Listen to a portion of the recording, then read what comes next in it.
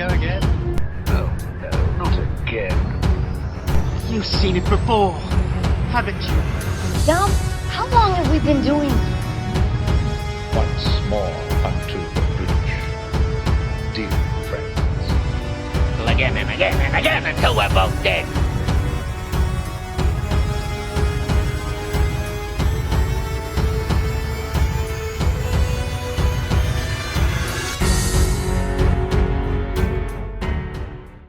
Hello, welcome. You've seen it before. Movie reviews are connections of mine. Guardians of the Galaxy Volume 3 is the latest film in Phase 5 of the Marvel Cinematic Universe. It is once again directed by James Gunn and stars once again Chris Pratt, Zoe Saldana, Bradley Cooper, Vin Diesel, Karen Gillan, so many others. And this is more than likely the last film of the Guardians franchise, at least with this incarnation of the Guardians, as well as with James Gunn's directorial involvement.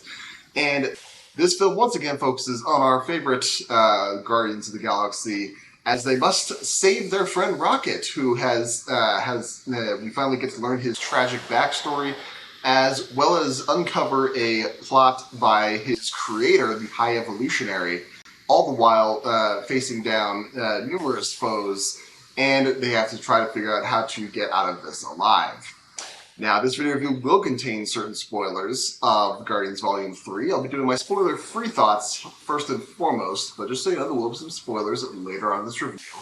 But first and foremost, let's get into some spoiler-free talk on Guardians of the Galaxy Volume 3. Is it a good Guardians sequel? Is it a good movie in Phase 5? We've already had a rocky start with that so far.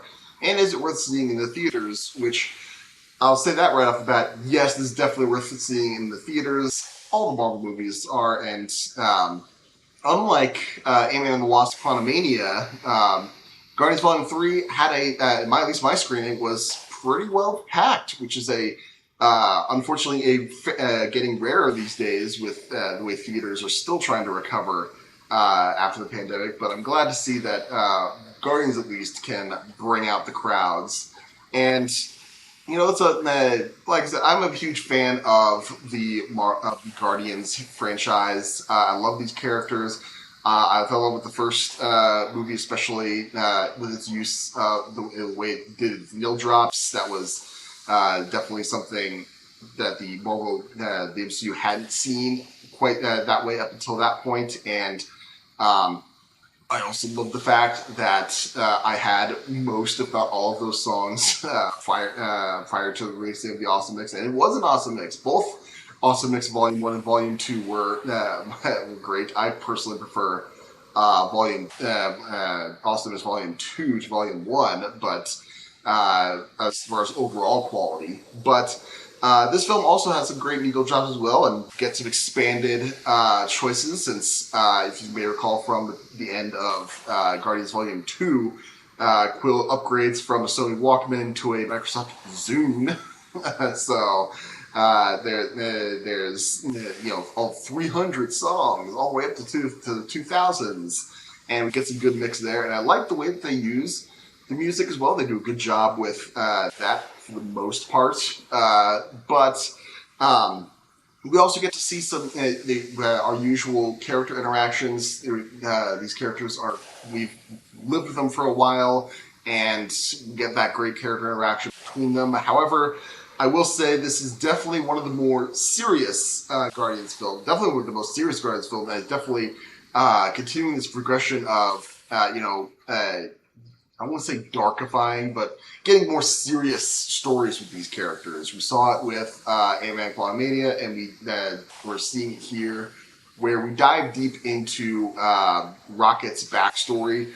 And, this is definitely Rocket's movie, and it's definitely all wrapped up in Rocket's backstory. And, Bradley Cooper does a great job with his voice work, and I will also hand it to the animator, to the visual effects artists. We get to see, young Rocket in this lab where he was created as a science experiment, and he's given these enhancements, which are horrific, and we get to see he never talked about his backstory in previous movies. Now we get to find out why, and that aspect of it is great. I think that, as far as a more serious story involving the Guardians of the Galaxy, Rocket's backstory definitely qualifies as that, and they did a good job of it. I will say, however, the vast majority of the movie, Rocket is unconscious on a on a biobed or whatever in the ship, and we get his backstory via flashback. And while it's not bad per se, I really wish that Rocket was more integral to throughout the movie, or more involved rather, and conscious throughout the majority of the movie. But really, that's the main conflict with the story. But I feel like this comes at somewhat of a expense of the second major conflict in the story, and that is the union between Star-Lord and Gamora, Chris Pratt and Zoe Saldana. They were, if you recall at the end of Endgame, Gamora has been pulled forward in time, and pre-meeting Quill and all the other Guardians. She's basically an entirely different person than the Gamora that we've known from Guardians 1 to Infinity War. And having how to deal with that, how we're how does Quill come to terms with that?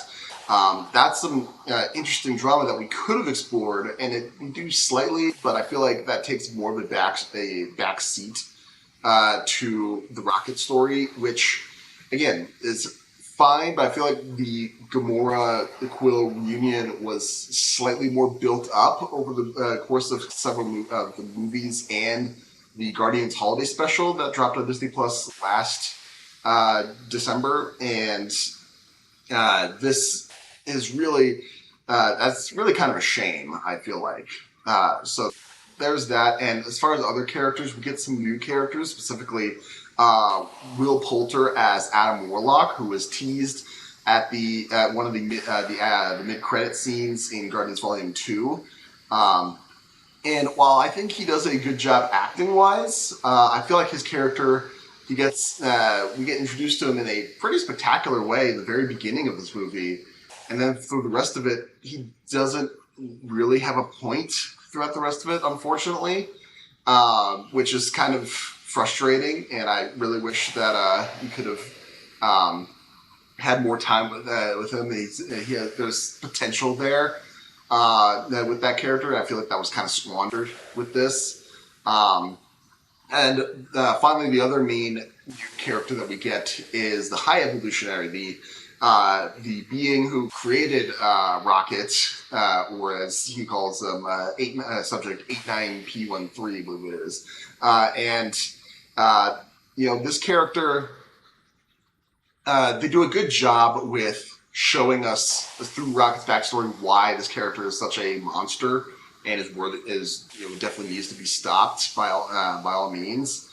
But I feel like he also falls into that trap of the Marvel villains where you have a great villain who, again, this is technically a spoiler, but this is just also following the trope of all the Marvel films.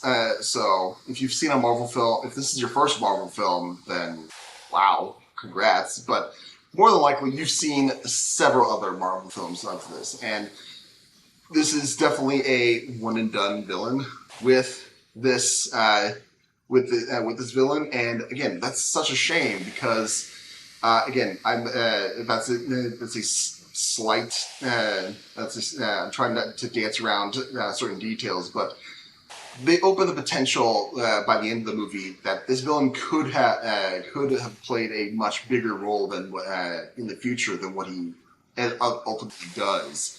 And again, that's such a missed opportunity. So there's that. And finally, like I said, this is a lot of the character works. I mean, visual effects are great. There's some great set pieces that we see in this. The last thing I want to touch on is the humor. And, like I said, the Marvel humor has its ups and downs. I think it worked very seamless in in Volume 1. In Volume 2, it was still pretty good, although there were some bits that I think were a little overlong here.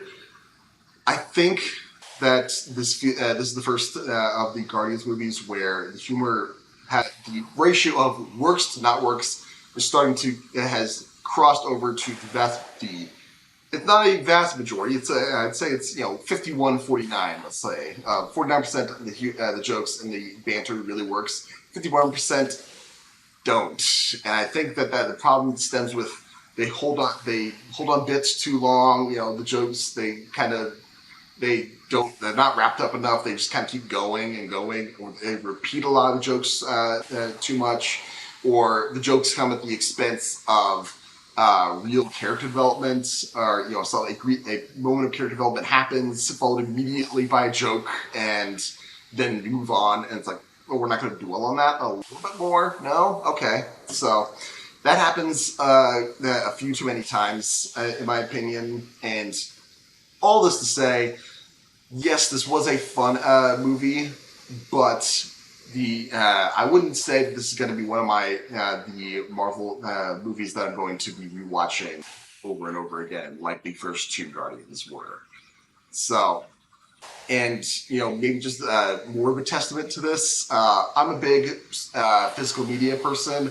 I buy it, if it's a movie I like, I want to buy it on Blu-ray to put in my collection because physical media is important. It looks better than streaming, and you actually own the as long as you have the disc in good condition, you own that movie. You don't you're not having to baunce around between different streaming services, whatnot. It's all on Disney Plus, but whatever. Anyways, I'm also a completionist in that regard, meaning even I have I make all these custom box sets of the various Marvel phases or the DCEU phases, and with Phase 4, I didn't love all of the movies in Phase 4. Eternals comes to mind, but I bought it anyway because I'm a completionist. So I want to complete Phase 4 with this. So far with Phase 5, I still haven't bought Ant-Man and the Lost Quantumania on Blu-ray because I wasn't all that thrilled with it. And with Guardians Volume 3 here, it's better than that, but it's still not really motivating me to want to go out and buy this on Blu-ray, which that should say more about how I feel about this movie. But as far as a letter grade goes, if I was going to give Guardians of the Galaxy Volume 3 a letter grade, I would say this is definitely a B-.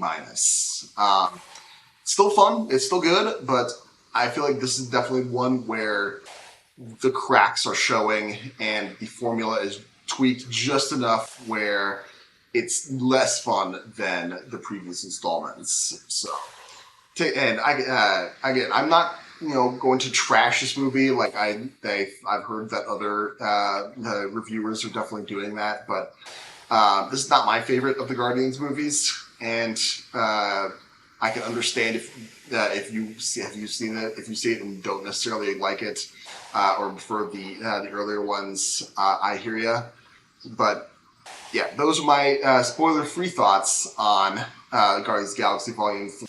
Now let's get into spoiler talk as certain plot developments and character arcs that may seem familiar to you and where you may have seen them before.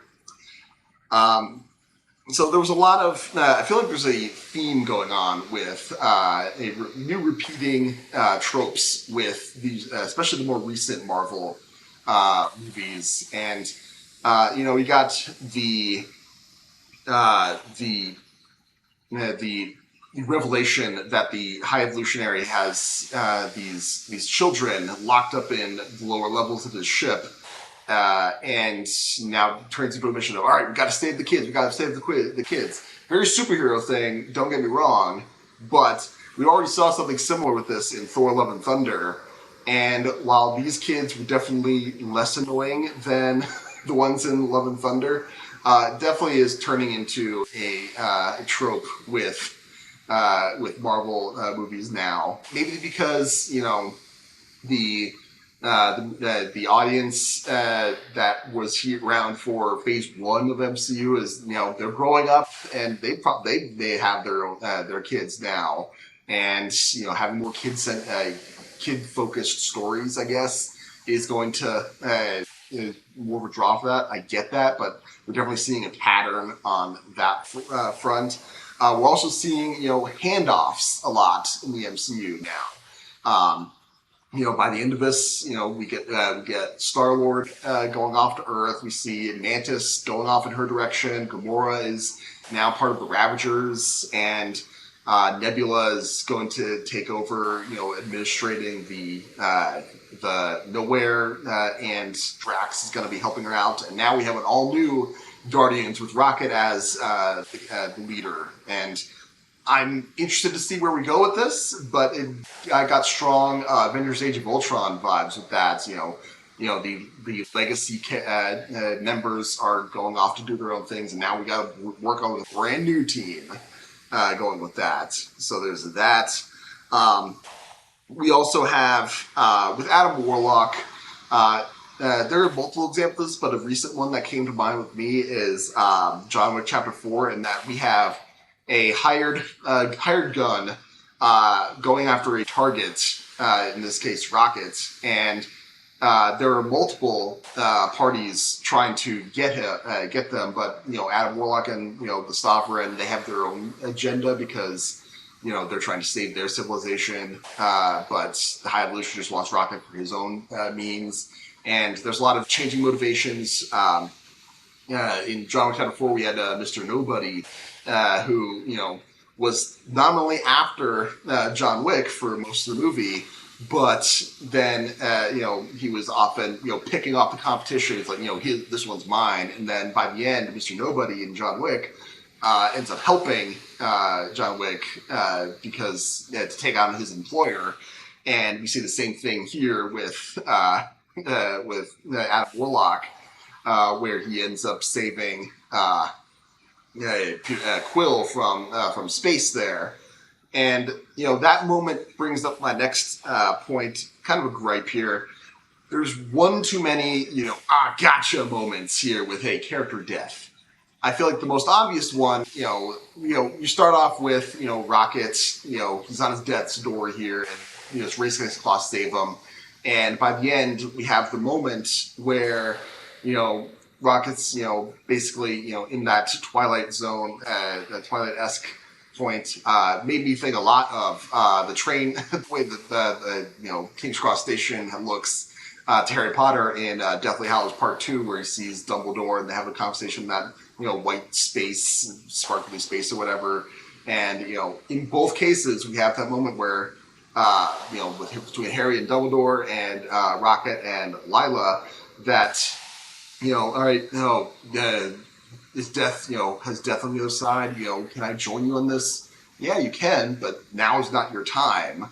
And, if it was just that with Rocket, all right, cool. There, you have this family, great. But then we have, Quill almost dying here. His face is distending from the vacuum of space. It's like, you think, all right, he looks pretty dead at this point. But then Anacon's like, gotcha. He's not going to die after all. It's like, really? Again?